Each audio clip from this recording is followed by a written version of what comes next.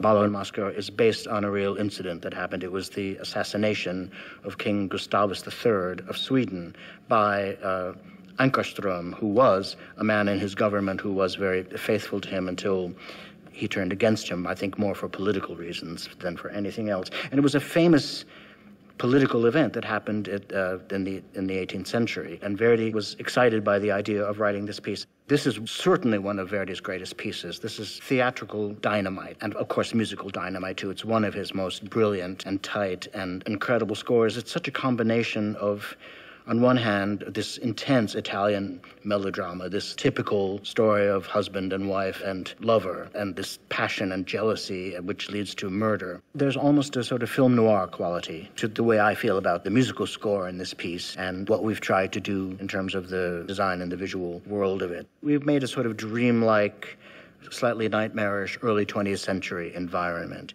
The production sort of all takes place in this king's room, his sitting room, the room where he receives his courtiers, and yet it keeps transforming as he veers from one adventure to another. The king lives in a very cool, chaste, ordered world, but he's kind of pursued by this image that he has in his room of this classical painting of the mythological story of Icarus, who created his own wings but flew too close to the sun. It's the ultimate image of somebody seeking too much pleasure, life, power, whatever, and plummeting to earth towards a fiery death.